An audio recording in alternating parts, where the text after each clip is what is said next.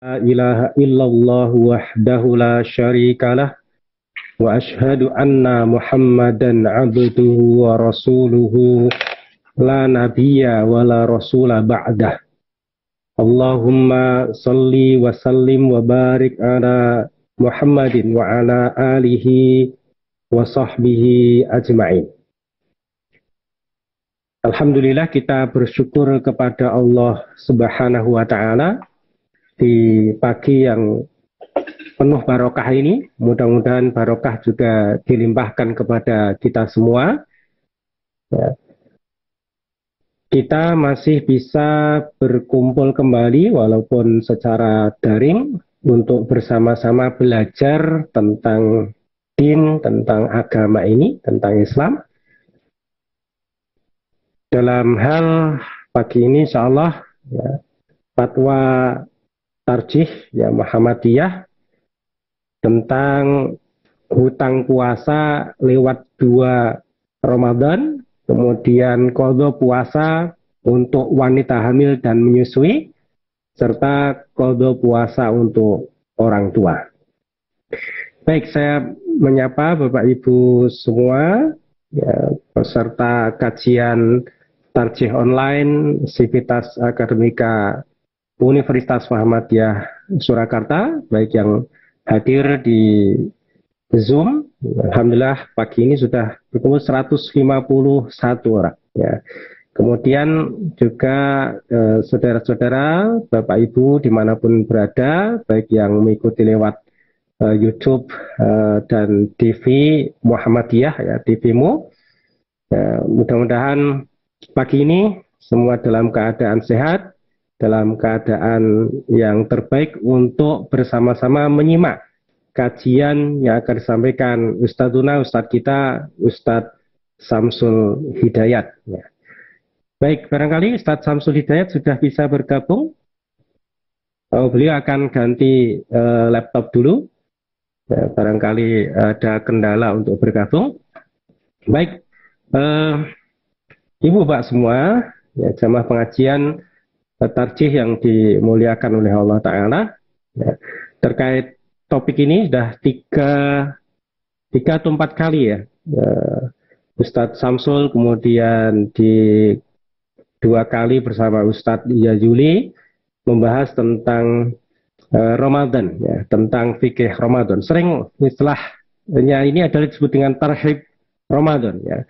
Tarhib, ya, rohaba yurahibu tarhib, itu maknanya sama dengan marhaban, ya, kita menyambut, atau sering juga kita mengadakan pengajian song-song Ramadan, ya, menyambut bulan Ramadan. Itu adalah bagian dari barangkali kegiatan tahunan kita, ya, ketika kita ini akan berjumpa dengan bulan Ramadan. Kenapa mesti begitu, ya? Ada tarhib, ya, menyambut, kemudian kita bahas tentang fikih Ramadan, berkait hal-hal yang penting mengenai ibadah Ramadan. Kita analogikan saja. Terkadang kalau seseorang itu mempunyai hajat, ya, hajat yang besar, yang penting, begitu kan persiapannya sampai berbulan-bulan. Barangkali yang lagi rame saat ini, ya, di MotoGP Mandalika misalnya, itu berbulan-bulan atau bahkan bertahun-tahun persiapannya untuk menyambut kegiatan yang dianggap sangat penting dan prestisius barangkali, ya.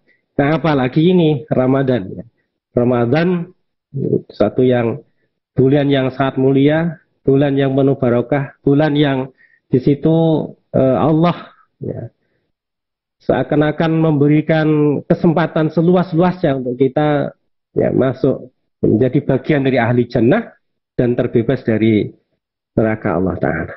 Ya, maka bagi kita yang orientasinya adalah untuk, ya, kebaikan hidup di akhirat, ya, tentunya juga tidak melupakan prestasi kita di dunia, adalah bagaimana kita mempersiapkan sebaik-baiknya sehingga Ramadan nanti, ya, barangkali itu adalah Ramadan kesempatan terakhir buat kita, ya, hidup di dunia ini, maka kita bisa memanfaatkan, ya, kita bisa mengisi dengan cara yang terbaik, dengan amal-amal yang terbaik, ya, dan kita bisa melakukannya sebagaimana dicontohkan Rasulullah Muhammad SAW secara ikhlas.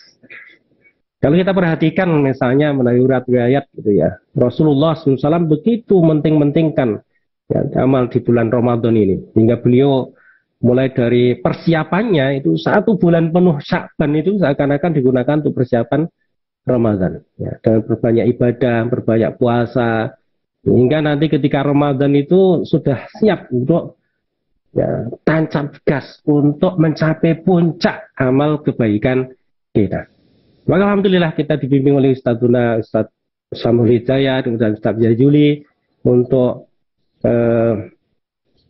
bersama-sama belajar mempersiapkan dari sisi keilmuan, ya, dasar-dasar keilmuan, kemudian juga dari segi amaliyah praktis yang sudah kita dapatkan di beberapa pertemuan. Dan hari ini lagi, insya Allah, Ustadz Samsul akan menyampaikan topik yang penting, terutama mungkin bagi ibu-ibu dan juga bapak-bapak semuanya ya, untuk terkait dengan kalau misalnya punya hutang puasa, kemudian nanti apakah qadha ataukah nanti cukup bayar jizyah, bagaimana dengan orang tua, insya Allah akan dibahas secara rinci oleh beliau Ustadz Dr. Samsul Hidayat. Ya.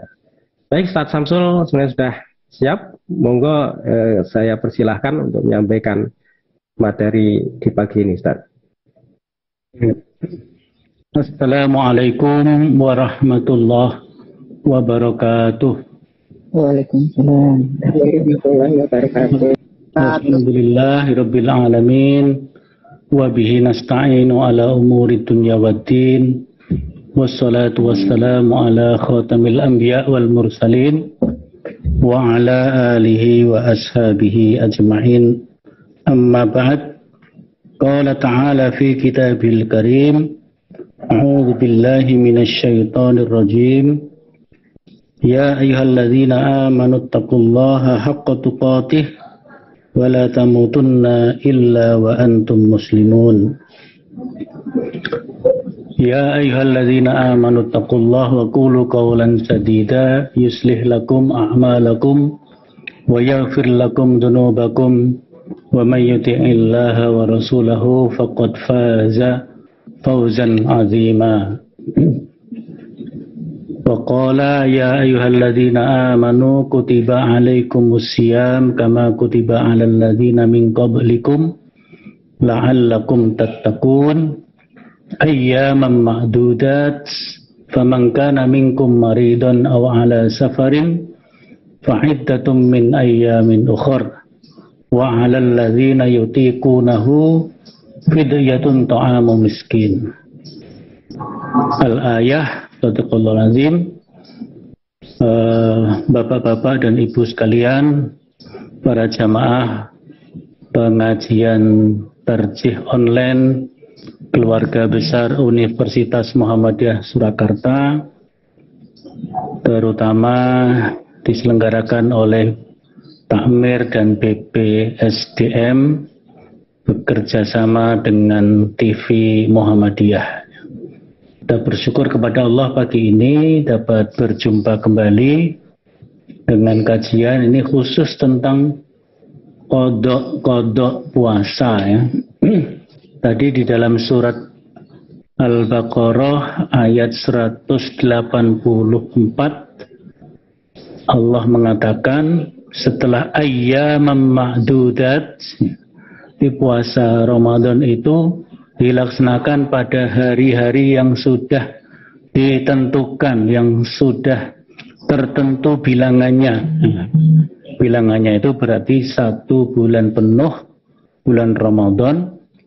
Ada kalanya 1 bulan penuh Ramadan itu 29 hari, ada kalanya 30 hari. Insya Allah puasa tahun ini genap 30 hari ya. Biasanya 29 hari itu lebih banyak ya. Artinya dalam penelitian para ahli falak ya, penelitian lapangan dengan dengan juga didasarkan kepada perhitungan-perhitungannya, mungkin juga didukung dengan hasil-hasil ru'yat yang dilakukan oleh para ahli ru'yah. Jadi antara ru'yah dan hisab itu memang dua hal yang saling menopang ya. Nah, tidak boleh dipertentangkan. Karena ru'yat juga perintah Rasulullah, hisab juga diperintahkan di dalam Al-Quran. Nah, di sini maka kemudian para ulama memang ada perbedaan pandangan, seperti Syekh Yusuf Qaradawi mengatakan hisab itu lebih qat'i daripada ru'yah. Muhammadiyah sendiri juga berpandangan menggunakan hisab itu lebih pasti ya. Kalau ru'yah itu sangat tergantung dengan kondisi alam. Meskipun Nabi mengatakan fa'in humma alaikum fa'akmilu iddatas sya'ban salasin, atau hadis yang lain fakdurulah. Kata-kata fakdurulah ini menjadi peluang bagi ilmu falak atau ilmu hisab yang memang qadarullah di dalam Al-Quran itu ditegaskan. Ada dalam surat Yunus, ada dalam surat surat Yasin yang sering dibaca, Yasinan itu. Tapi yang terpenting adalah bagaimana menggali pesan surat Yasin. Di antaranya adalah ada penjelasan tentang perhitungan bulan dalam 1 tahun. Di surat At-Taubah juga ada, dalam surat Ar-Rahman juga ada. Jadi kalau di dalam surat Yasin itu para ahli falak membangun teori namanya teori ijtima atau konjungsi. Itulah ayyam ma'dudat ya, dalam Al-Quran Al-Baqarah 184. Kata kuncinya pendek, ayyam ma'dudat ini kemudian melahirkan berbagai macam ilmu tadi, baik ilmu ru'yah maupun ilmu hisab. Ru'yah pun harus ada ilmunya, dan itu ilmunya berhubungan dengan ilmu hisab, sehingga yang di ru'yah itu arah mana kan itu jelas. Ayyam ma'dudat. Nah, setelah ayyam ma'dudat ada faman kana minkum maridun aw ala safarin fa'iddatun min ayyamin ukhra wa 'alal ladzina yutiqunahu fidyatun ta'amu miskin. Ini dua atau tiga hal yang seseorang bisa meninggalkan puasa, yaitu orang yang sakit, orang yang bepergian, itu dengan cara mengganti di hari yang lain, dan orang yang yutikun. Yutikun itu jadi orang yang sangat berat ya, yang sangat berat untuk menjalankan puasa, mungkin karena juga sakit yang sudah menaun, susah atau sulit diprediksi kesembuhannya. Kalau puasa menjadi lebih sakit lagi. Kemudian orang pekerja berat yang tidak ada alternatif pekerjaannya. Nah, kemudian sahabat Ibnu Abbas diantaranya memasukkan ibu hamil dan menyusui. Itu termasuk kategori yutikun, yang penggantinya bukan mengganti puasa di hari lain, tetapi penggantinya dengan fidyatun ta'amu miskin, membayar fidyah. Nah, maka ini tema yang pertama kan, ibu hamil dan menyusui ketika puasa, dia tidak berpuasa, ketika Ramadan tidak berpuasa, apakah wajib qadha atau fidyah? Gitu ya. Itu pertanyaan dari warga Muhammadiyah dari Metro Lampung. Kemudian oleh Majelis Tarjih dijawab diantaranya merujuk kepada ayat yang saya baca tadi, ayat Al-Baqarah 184. Nah, jadi kemudian juga hadis Nabi ya dari Anas bin Malik anna Rasulullah sallallahu alaihi wasallam qala innallaha azza wa jalla wa doa 'anil musafiri as-sawma wa syatrus salati wa 'anil hamili awil murdi'i as-sawm. Jadi di sini dalam hadis Anas bin Malik Al-Ka'bi, Rasulullah bersabda bahwasanya, jadi Rasul mengatakan sesungguhnya Allah Azza wa Jalla wa doa,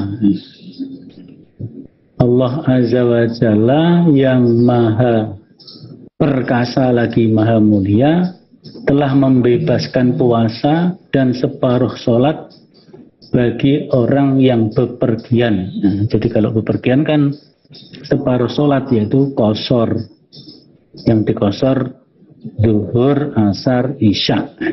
Ketika bepergian terus sholat, separuh sholat, yang 4 jadi 2, yang lainnya tidak bisa dikosor.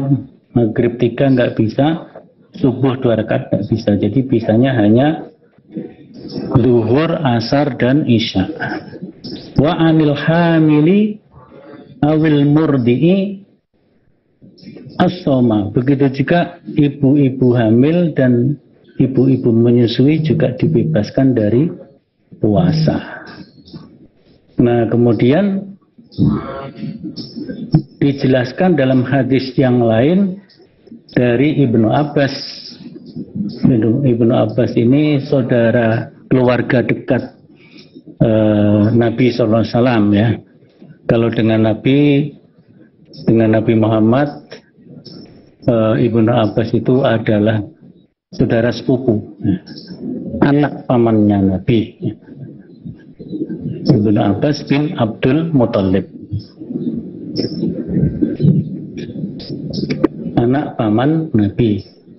Kemudian kalau dihubungkan dengan Bu Maimunah, istri Nabi SAW, itu adalah keponakannya. Jadi Bu Maimunah itu buliknya Ibnu Abbas. Buliknya Ibnu Abbas mungkin dari ibunya ya. Nah, sehingga memang sangat dekat ya. Sehingga Ibnu Abbas karena keterampilannya menjelaskan Al-Quran ya, kemudian didoakan khusus oleh Nabi, Allahumma faqihhu fiddin wa 'allimhu ta'wil. Ya Allah, berikan kepada saudaraku ini pemahaman yang mendalam, faqih ya, dalam agama, dan berikan kepadanya ilmu menafsirkan Al-Quran. Nah, Ibnu Abbas meriwayatkan bahwa Nabi bersabda,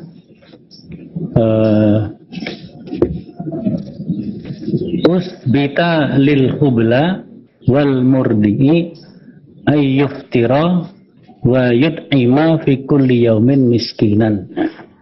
Jadi hadis Nabi riwayatnya Abu Dawud dari Ibnu Abbas, Nabi mengatakan ditetapkan bagi wanita yang mengandung dan menyusui untuk berbuka, jadi boleh tidak berpuasa. Sebagai gantinya memberi makan kepada orang miskin setiap harinya. Jadi jelas di sini ya, dari ayat, kemudian hadis Nabi dari Anas bin Malik, riwayatnya 5 ahli hadis. 5 ahli hadis itu berarti dari 7. Bukhari Muslim tidak masuk, tapi di sana ada Abu Dawud, Tirmizi, Nasai, Ibnu Majah, dan Imam Malik. Jadi Imam Ahmad itu riwayat 5 ahli hadis. Hadisnya sahih. Nah, berdasarkan dalil-dalil tersebut dapat diambil satu kesimpulan hukum menurut Majelis Tarjih, ya, bahwa wanita hamil dan menyusui yang tidak berpuasa di bulan Ramadan, mungkin tidak puasanya bisa tidak setiap hari, ya, bisa jadi beberapa hari tidak puasa, maka ketika dia tidak berpuasa diganti dengan membayar fidyah setiap harinya. Jadi membayar fidyah itu setelah hari puasa yang ditinggalkan itu, jadi tidak dibayar di depan, tidak prabayar, tetapi pasca bayar. Setelah dilalui, misalnya hari ini tidak puasa, maka setelah itu nanti sore, boleh juga besoknya dibayar fidyahnya. Atau mungkin 4 hari berturut-turut tidak puasa, boleh juga dibayar setelah 4 hari atau dibayar setiap hari ketika dia tidak berpuasa, tapi setelah hari itu selesai. Jadi bukan dibayar sebelumnya, apalagi tidak berpuasa 1 bulan penuh, dibayar di depan, itu tidak, ya. Dibayarnya di belakang atau dibayar setiap hari ketika ia meninggalkan puasa. Ini untuk ibu-ibu yang hamil dan menyusui. Jadi kodoknya tidak mengganti puasa di hari lain, tapi membayar fidyah. Ini yang jelas kata Nabi kan usbita, ya. Usbita itu ditetapkan. Yang pertama ditetapkan boleh tidak berpuasa atau boleh berbuka. Kemudian ketetapan yang kedua adalah diganti dengan memberi makan kepada orang miskin setiap hari. Jadi pemberian fidyah itu langsung diberikan kepada orang-orang miskin, jadi orang-orang yang sangat membutuhkan. Nah, di situ jumlahnya adalah 0,6 kg atau 6 on, ya, 6 on, atau setara dengan ukuran dan harga makanan yang ia makan sehari-hari. Jadi makan 1 hari. Makan 1 hari di hari puasa itu kan makannya biasanya 2 kali, ya, pas berbuka dan sahur. Nah, diperkirakan beras, kalau itu berupa beras 6 on, ya, 6 on. Nah, kalau Ustadz Najmuddin Zuhdi, Ketua Majelis Tarjih Kota Surakarta, ya ditambah lauk pauk lebih bagus. Masa cuma dikasih beras tok. Walaupun dikasih beras tok 6 on itu ya sudah sah untuk membayar fidyah. Tapi kalau mau komplit katanya, ditambah lauk-lauknya, tambah telur, ya. Mungkin telurnya ya 2 kalau untuk sehari, atau telur sama apa kan begitu. Monggo, ini untuk memperbaiki dalam kita membayar itu kan ditambah yang lebih baik, itu lebih bagus. Jadi orang yang meninggalkan puasa, ibu-ibu terutama di sini, karena hamil atau menyusui, itu adalah diganti dengan membayar fidyah. Tetapi juga disebutkan oleh fatwa tarjih, yang ini merupakan kelengkapan dari fatwa tarjih sebelumnya, bahwasanya apabila ada kesempatan membayar dengan berpuasa di hari lain juga dibolehkan. Ya, misalnya ibu hamil, kebetulan berbukanya tidak tiap hari, maka berarti dia sebenarnya mampu berpuasa. Maka puasa yang ditinggalkan itu diganti dengan puasa di hari lain juga dibolehkan. Ya, apabila memang tidak mengganggu nutrisi susu untuk anaknya atau tidak mengganggu pertumbuhan janin yang sedang dikandungnya, gitu ya, sedang dikandungnya.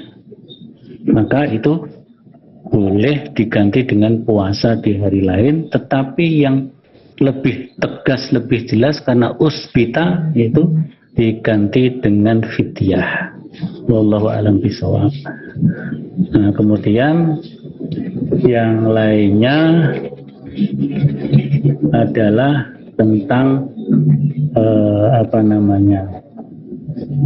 hutang puasa secara umum, ya. Hutang puasa secara umum apakah boleh diganti dengan, jadi dia punya hutang puasa kemudian mestinya membayar.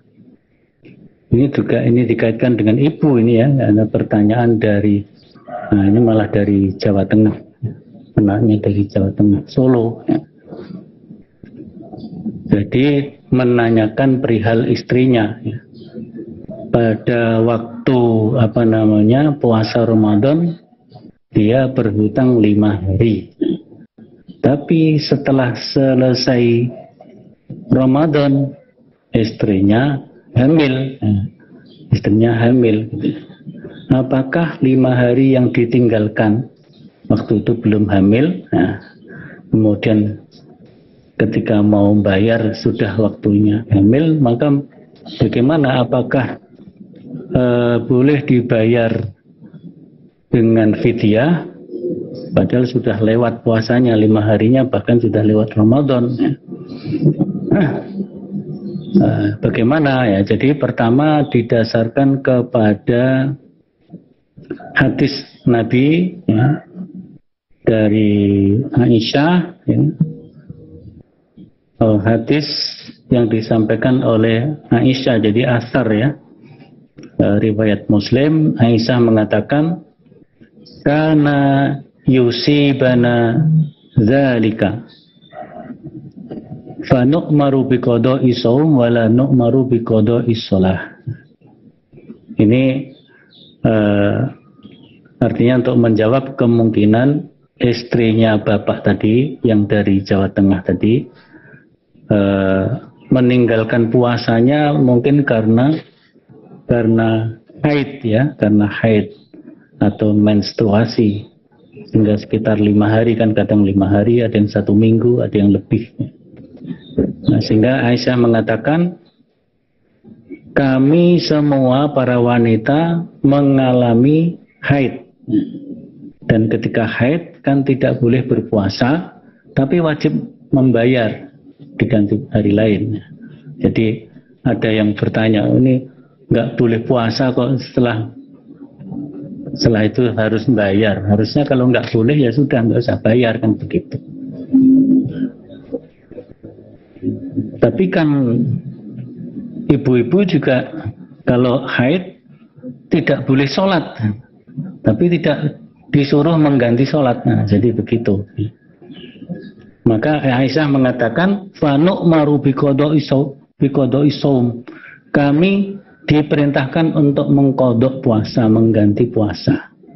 Wala nu'maru biqada'i shalah, dan tidak diperintah untuk mengganti salat. Nah, itu kemurahan bagi para ibu-ibu. Kalau salat tidak perlu dikodok, betapa susahnya ya. Kalau misalnya seminggu, haidnya seminggu saja, kemudian tidak sholat, begitu suci harus mengganti sholat, itu kan 5 kali 7, 35 sholat. Ada yang 2 rakaat, ada yang 3 rakaat, ada yang 4 rakaat. Itu nanti gantinya juga bingung itu. Walik-walik bisa jadi. Maka Aisyah mengatakan begitu, wala nu'maru biqada'is shalah. Jadi di sini maka bagi wanita yang hamil karena lemah kondisi fisiknya sehingga menjadi sangat berat melakukan puasa, boleh tidak puasa pada bulan Ramadan. Dan orang dalam kondisi tertentu sehingga menjadikan tidak mampu berpuasa pada bulan Ramadan, diwajibkan membayar fidyah. Karena kan ketika mau membayar hutang sudah hamil, mengandung, termasuk kategori wa alal ladzina yutikun, termasuk kategori wa usbita tadinya.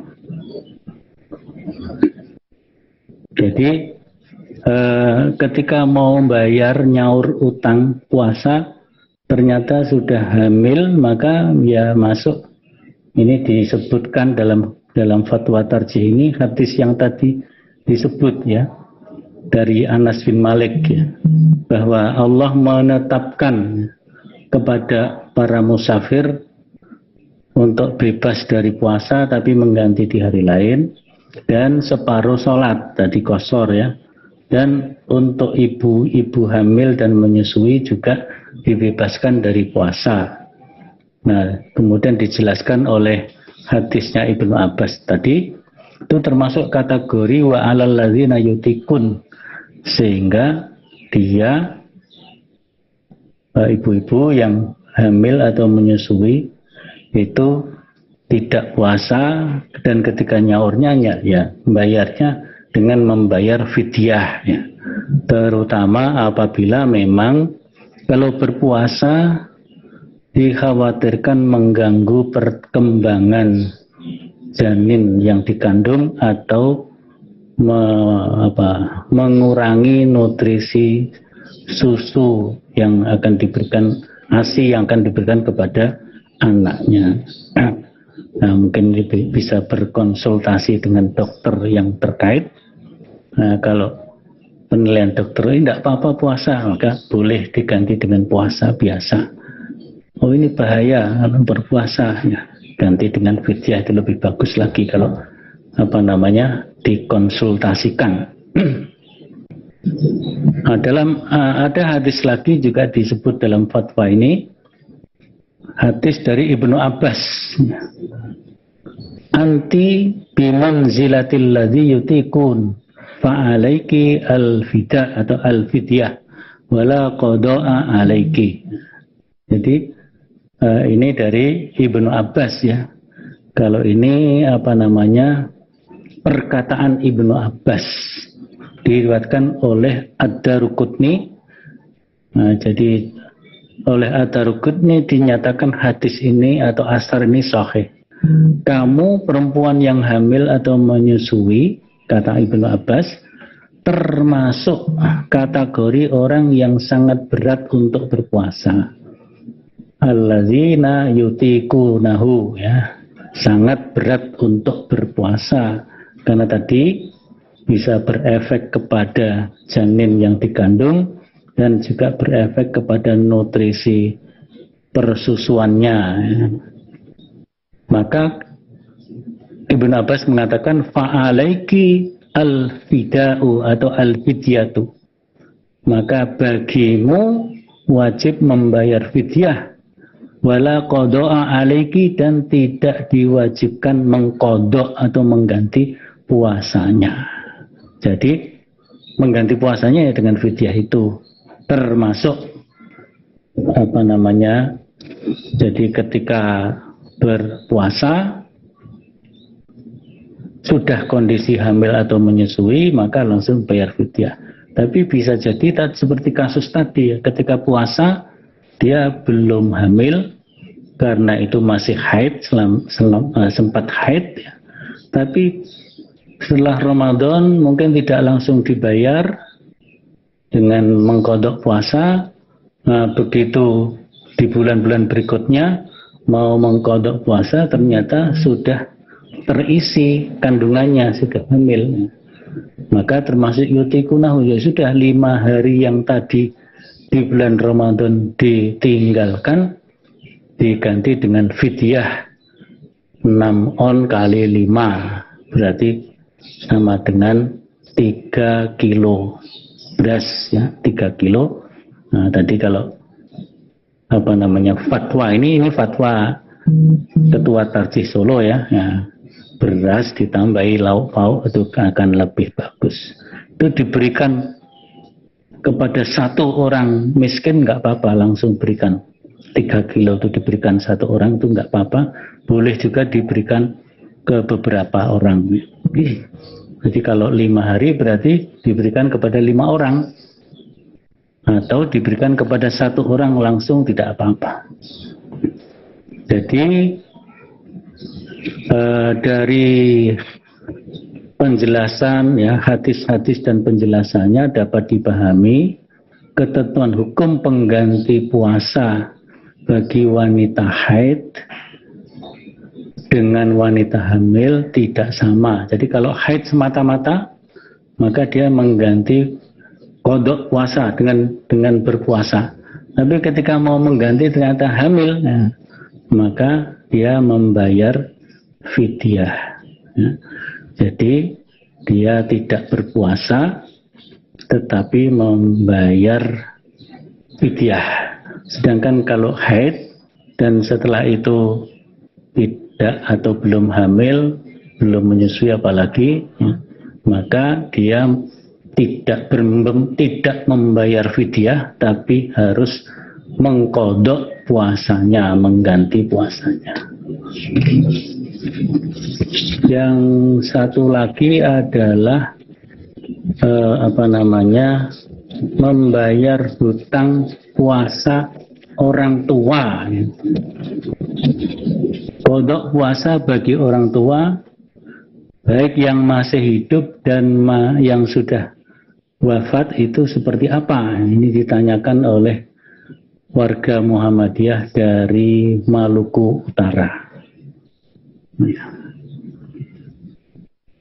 Nah, kalau qadha puasa bagi orang tua yang masih hidup, jadi itu didasarkan kepada Al-Baqarah 184. Maka mengganti puasanya, ya orang tua itu kalau mampu mengganti puasa, mengqadha puasa, berlaku faman kana minkum maridun aw ala safarin fa iddatun min ayyamin ukhra. Tapi kalau dia sudah tua dan berat sekali untuk melakukan puasa, maka masuknya kategori wa alal ladzina yutiqunahu fidyatun ta'amu miskin, jadi membayar fidyah. Jadi jika orang dalam keadaan sakit, ya, jadi kalau ini orang masih mampu orang tua kita itu masih mampu membayar puasanya dengan mengganti puasa, maka beliau melaksanakan puasa di hari lain. Kalau nggak mampu puasa karena memang sudah berat, orang tuanya itu begitu berat, maka adalah membayar fidyah. Ini qadha puasa orang tua yang masih hidup. Jadi kalau sudah tidak mampu menggantinya karena uzur, bayar fidyah. Tapi kalau masih mampu mengganti puasa, ya dengan berpuasa.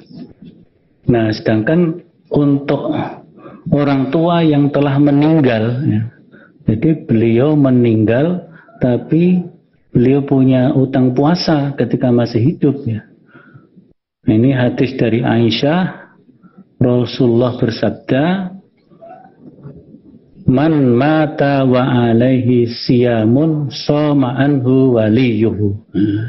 Jadi Nabi mengatakan berdasarkan riwayat Aisyah dalam hadis riwayat muttafaq alaih, jadi diriwayatkan oleh Bukhari Muslim dengan redaksi yang sama dan diperkuat dengan perawi-perawi yang lainnya. Kata Nabi, barang siapa yang meninggal dunia padahal ia berhutang puasa, maka walinya yang berpuasa untuknya. Itu kalau yang puasa yang meninggal masih muda, maka walinya yaitu orang tuanya atau kerabat dekatnya, kakak adiknya, ibunya, bapaknya. Kalau yang meninggal itu orang tuanya, maka yang mengganti mengqadha puasa dilaksanakan oleh putra-putrinya gitu ya. Nah, kemudian juga ada hadis yang lain dari Ibnu Abbas. Ini memang banyak sekali nih hadis dari Ibnu Abbas berkaitan dengan hukum-hukum dan juga Aisyah ya. Nah, dikatakan oleh Ibnu Abbas ada seorang laki-laki datang kepada Nabi. Ini langsung saya bacakan terjemahnya ya, tidak semuanya. Ya Rasulullah, wahai Rasulullah, inna ummi matat wa alaiha saumu syahrin. Ya Rasulullah, ibuku telah meninggal dan dia masih punya hutang puasa sebulan penuh bahkan ya. Afa aqdihi anha. Apakah aku harus mengqadha untuknya? Rasulullah bersabda, "Laukana ala ummika dainun akunta qadiyahu anha." Apabila ibumu punya hutang, apakah kamu membayarkan untuknya? Qala na'am ya Rasulullah. Fa dainullah ahaqqu ayyuqdah. Hutang kepada Allah lebih berhak untuk dibayar. Nah, maka anaknya, warisnya membayarkan hutang puasa ibunya yang sudah meninggal tadi dengan mengqadha puasa. Begitu tahu langsung diqadha gitu ya. Di hari di luar Ramadan. Nah, itulah jadi kalau orang tua itu masih hidup dan dia mampu berpuasa, maka mengganti puasa di hari lain. Kalau nggak mampu, maka membayar fidyah. Nah, membayar fidyah bisa dibayarkan oleh anak-anaknya. Ya. Nah, dibayarkan oleh anak-anaknya. Kemudian kalau sudah meninggal ya tadi, anaknya, walinya yang membayarkan, mengqadha puasa untuk orang yang sudah meninggal tadi.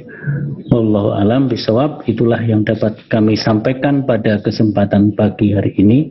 Jadi ini pokoknya selama menjelang Ramadan kajian fatwa kita akan berkaitan dengan puasa. Hal-hal yang berkaitan dengan puasa, baik itu tentang qadha, nanti mungkin juga hal-hal yang membatalkan dan seterusnya. Kemudian nanti mendekati hari raya, mungkin ada hal-hal yang perlu kita kaji berkaitan dengan Aidain. Saya kira begitu Pak Triwidiatno yang dapat saya sampaikan. Assalamualaikum warahmatullahi wabarakatuh. Waalaikumsalam warahmatullahi wabarakatuh. Baik, terima kasih jazakallah khairan Ustaz Samsul Hidayat. Kita masuk ke sesi tanya jawab Ustaz. Dari chat sudah cukup banyak pertanyaan yang disampaikan. Yang pertama dari Ibu Zuhriyah. Ustadz, apakah Rasulullah juga mendoakan umatnya di bulan Ramadan? Apabila iya, apa saja doa Rasul untuk kita? Semoga Ustadz. Ya, tentu Rasulullah SAW itu sangat memperhatikan umatnya. Ya. Doanya untuk umatnya seperti apa doanya? Ya, doa agar umat Islam menjalankan puasa dengan baik dan bisa meningkatkan ketakwaan kepada Allah. Pokoknya Rasulullah itu sangat memperhatikan umatnya. Bahkan ketika mau menghembuskan nafasnya yang terakhir ketika beliau wafat, sebelumnya beliau mengucapkan ummati, ummati, ummati. Umatku itu seperti apa? Umatku. Kemudian kalau beliau menyembelih kurban itu, ya, menyembelih binatang untuk berkurban, beliau selalu juga mengucapkan hadza minni wali ummati. Inilah korban dariku dan untuk umatku. Jadi begitu besarnya perhatian Rasulullah kepada umatnya, sehingga kalau kita lihat hampir ya kebanyakan hadis-hadis Nabi itu bersifat jawaban terhadap pertanyaan-pertanyaan umatnya. Jadi begitu besar perhatian Rasul kepada umatnya. Wallahu a'lam bishawab. Selanjutnya dari Ibu Paluki, Ustadz, untuk ibu yang nifas apakah berlaku fidyah sebagaimana ibu hamil dan menyusui? Lalu bagaimana jika ya dokternya itu ya? Jadi kalau nifas itu kan keluar darah setelah melahirkan ya. Kalau pas melahirkannya namanya darah wiladah. Setelah itu ibu ini masih mengeluarkan darah namanya nifas. Biasanya berapa 40 hari atau berapa gitu ya. Ini ada beberapa alternatif ya bagi ibu yang nifas ini. Bisa mengganti di hari lain, nanti setelah di bulan Ramadan kan mungkin nifasnya bisa separuh Ramadan atau bisa penuh Ramadan, berarti mengganti lain sebanyak 30 hari. Ya tentu tidak harus berturut-turut, yang penting ayyamin ukhor. Kalau itu mampu dilaksanakan, artinya yang disebut mampu itu tidak mengganggu nutrisi ASI bagi anaknya ya. Bagi anaknya kan setelah nifas dan masa nifas ini kan selanjutnya menyusui anaknya terus. Nah, menyusui kan berarti kategorinya membayar fidyah. Tapi kalau meskipun dia menyusui tapi tidak mengganggu persusuannya, tidak mengganggu ASI-nya, dia boleh mengganti dengan puasa. Mungkin ya dengan cara tidak berurutan, tidak harus berturut-turut supaya tidak terlalu mengganggu ASI-nya. Wallahu a'lam. Masih lanjutan pertanyaan, lalu bagaimana jika ibu yang menyusui sudah terlanjur muqaddah dan tidak bayar fidyah, apakah harus menyusukan bayaran fidyahnya? Nah, dia sudah muqaddah, ya sudah selesai. Baik. Ya, jadi sudah terjawab. Kemudian dari namanya siapa? Namanya pakai Jawa Tengah nih. Tanya Bapak, ada hadis bahwa puasa itu menyehatkan. Nah, karena sakit yang sudah tahun lalu istri sudah tak puasa, bayar fidyah. Ini menjelang puasa, sementara masih tahapan penyembuhannya. Apakah dengan pedoman bahwa puasa itu menyehatkan? Bagaimana kalau tetap puasa, nih? Jadi kalau dengan sakit itu berat untuk berpuasa. Jadi ada kalanya orang yang sakit kemudian digunakan untuk berpuasa bisa bertambah sakitnya. Ya maka dia mengganti di hari lain setelah sembuh. Tapi kalau sakitnya ini sangat sulit diharapkan sembuhnya, ya membayar fidyah begitu. Nah, jadi orang yang sakit seperti itu. Tapi bahwa puasa itu bisa menyehatkan, terutama bagi orang-orang yang mungkin sakitnya tidak berat, atau orang yang sehat akan semakin sehat dengan berpuasa. Nah, itu sebenarnya mungkin hasil penelitian para tabib atau para dokter. Nah, kata-kata sumu tasihhu, puasalah kamu akan sehat, itu bukan hadis. Jadi puasa itu menyehatkan, itu bukan hadis, tapi itu perkataan seorang tabib. Kalau sekarang ya seorang dokter, kira-kira begitu. Baik, lanjut dari Bu Farida. Mohon bertanya Ustadz, saya dulu sampai tahun 2001 bila hamil saya membayar fidyah berupa beras dan lauk untuk satu orang fakir miskin, beras 15 kg dan lauk telur 60 biji sekitar 4 kg. Apakah itu sudah cukup? Apa kurang ya? Waktu itu saya beranggapan satu orang makan 2 kali saat puasa saja. Mohon penjelasannya Ustaz. Ya, jadi ukurannya tadi sehari 6 on ya. Itu kalau 15 kilo untuk 1 bulan berarti baru 5 on. Yeah. Nah, kurang berapa on itu ya? Nah, kurang 1 kali 30 ya, 3. Ya, kurang 3 kilo. Nah, jadi harusnya 18 kilo. Monggo kekurangan kok 8 apa namanya? kurang 3 kilo ya, harusnya 18 kilo ya. Nah, kurang 3 kilo, nah dibayarkan saja. Kurang dibayarkan yang 3 kilo yang kekurangannya. Karena perharinya 6 on. Baik, ini pertanyaan berikutnya dari Pak Yudi Wibowo. Bagaimana jika seseorang mempunyai hutang puasa dan berniat untuk bayar hutang di kemudian hari, tapi sebelum membayar hutang puasa tersebut orang sudah meninggal? Bagaimana membayar puasa? Apakah ahli waris atau fidyah? Monggo. Ya, tadi ahli waris yang membayarkan puasanya, mengkodok puasanya ya. Ahli waris yang mengkodok puasanya, terutama anaknya ya.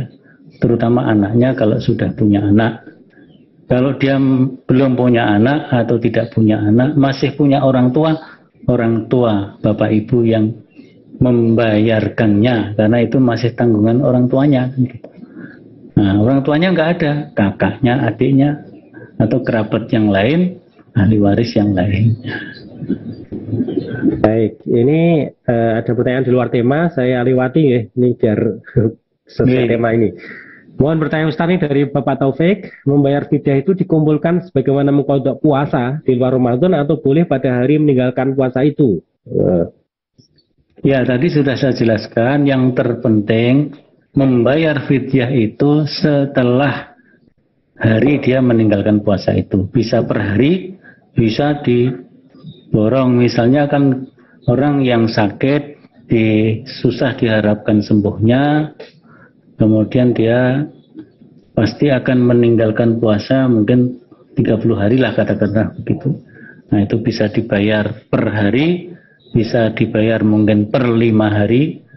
5 hari sudah meninggalkan, bayar. Nanti 5 hari lagi bayar. 5 hari lagi bayar sampai yang terakhir di hari yang ke-30 dibayar.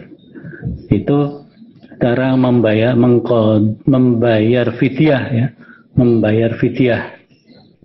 Kalau mengkodok puasa jelas. Nah, jadi setelah di hari-hari lain setelah bulan Ramadan. Itu Ustaz. Ya, baik, yang berikutnya Bapak Budi Setiawan ini semana sepertinya pertanyaannya. Ini orang yang sudah tua, sangat lemah, kemudian sudah tidak mungkin lagi menjalankan puasa.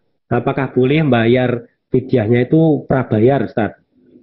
Jadi kan sudah kemungkinan sebulan ke depan kan nggak mungkin puasa gitu, dibayar di awal boleh tidak? Ya, itu tidak boleh. Jadi membayar fidyah itu kan sesuatu yang sudah dilalui baru dibayar. Kan kita tidak tahu umur kita ya, ajal kita tidak tahu. Nah, misalnya dia sudah, pokoknya saya ini nggak mampu berpuasa karena sakit ini sudah menaun, mau dibayar di depan 30 hari langsung. Nah, ternyata di hari yang ke-5 atau ke-10 dia dipanggil Allah wafat. Kan yang setelah wafat itu tidak ada kewajiban membayar. Nah, jadi dibayar fidyah itu setelah dia tinggalkan, bisa per hari, bisa per 2 hari, bisa per 3 hari dan seterusnya. Baik, ini pertanyaan dari Pak Nizar Rahman. Ada non-muslim yang memberikan menu buka puasa atau menu makan sahur. Nah, ini menurut syar'i bagaimana idealnya, Ustaz? Menu makanan buka puasa atau sahur diberikan oleh non-muslim. Ya, kalau yang diberikan itu adalah makanan yang halal, nggak apa-apa, diterima ya. Jadi ada tetangga kita non-muslim mengiringi makanan dan kita tahu makanan itu halal, cara masaknya juga dengan cara yang halal, artinya alat-alatnya tidak tercampur untuk yang memasak makanan yang diharamkan, insya Allah itu tidak apa-apa untuk kita terima. Baik. Kemudian ini Pak Wahyu Indradi, apakah orang yang divonis sakit asam lambung termasuk dalam kategori yutikunahu, Ustaz? Ya, kalau itu memang puasanya menjadi bahaya baginya, itu termasuk yutikunahu. tapi asam lambungnya itu sifatnya tetap, ya, tetap atau ada harapan untuk sembuh. Bisa jadi misalnya dia asam lambung setengah bulan ternyata bisa sembuh, nanti kumat lagi ternyata masih bisa sembuh lagi, maka ya berharap untuk sembuh sehingga bisa membayar dalam bentuk qadha puasa di luar Ramadan. Di luar Ramadan ketika dia sehat, ya, ketika asam lambungnya mereda dan berpuasa tidak membahayakannya. Tapi kalau asam lambung ini sudah menaun dan susah diharapkan kesembuhannya dan itu berbahaya kalau dia berpuasa, maka termasuk yuti kunahu dan bayar fidyah. Baik, ini satu lagi barangkali karena sudah 8.30, ini ada dari Bu Latifah Satiti. Bagaimana kalau perempuan haid juga menyusui? Ya, apakah wajib mengqadha puasa atau boleh diganti fidyah? Dia menyusui saat haid beliau.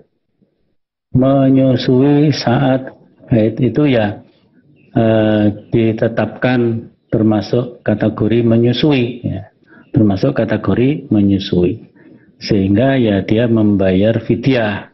Tapi kalau menyusuinya itu misalnya bisa berpuasa meskipun tidak tiap hari, ya, supaya tidak terlalu mengganggu asinya, atau ada yang tetap berpuasa dan itu tidak mengganggu asinya. Nah itu ya tadi ketika meninggalkan puasa karena haid, maka dia mengqadha, ya. Dia harus mengqadha puasa di hari lain, ya. Ya, saya kira itu. Ya baik, boleh satu lagi saja. Ini tentang fidyah itu ukurannya makanan siap dimakan atau bahan makanan? Karena kalau beras telur itu kan belum siap dimakan. Ini dari Pak Noto Narwanto. Ya, nah, itu tidak ada ketentuan yang pasti. Fidyatun ta'amu miskin itu kan bisa bahan makanan, bisa makanan jadi. Nah, makanan jadi juga boleh, bagus, ya. Nah, jadi dia memberikan makanan sebagai fidyah ketika berbuka dan fidyah ketika makan sahur, ya. Ini membayar fidyah, saya kemarin nggak puasa, besoknya lagi begitu, monggo. Kalau mau memberi makanan yang sudah siap disantap, tentu dengan kadar yang ya sekitar tadi 6 on dalam satu hari, 6 on beras satu hari dengan beras yang biasa dia makan. Tiap hari makannya rojo lele, yang 6 on itu rojo lele. Nah, harga itu dirupakan makanan jadi, itu insya Allah bisa dengan makanan jadi atau bahan makan.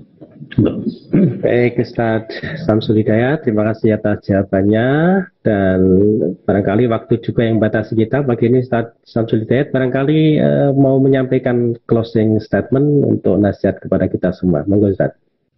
Ya, ini ilmu ini perlu kita kaji supaya kita bisa melaksanakan apakah mengqadha atau bayar fidyah secara tepat, sehingga pelaksanaan ibadah syam kita yang mungkin dihiasi dengan sakit atau apa gitu, ya, kita secara fikih, secara hukum syar'i bisa melaksanakan dengan sebaik-baiknya.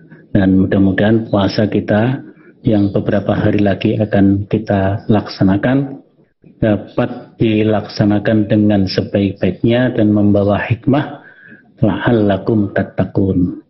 Saya kira demikian. Nasrun minallah wa fathun qarib. Wassalamualaikum warahmatullahi wabarakatuh. Waalaikumsalam warahmatullahi wabarakatuh. Demikian kajian tarjih online Sivitas Akademika Universitas Muhammadiyah Surakarta di pagi ini. Sebenarnya masih ada 20 pertanyaan lagi, Ustaz, tapi karena waktu kita cukupkan kajian pagi ini. Mudah-mudahan kita bisa memahami ilmu ini, kemudian mengamalkan dan juga berbagi kepada saudara-saudara lain yang belum paham perkara ini. Baik, kita akhiri kajian di pagi hari ini dengan bacaan hamdalah. Alhamdulillahirabbil alamin. Subhanakallahumma wa bihamdika asyhadu an la ilaha illa anta astaghfiruka wa atubu ilaik. Assalamualaikum warahmatullahi wabarakatuh. Waalaikumsalam warahmatullahi wabarakatuh.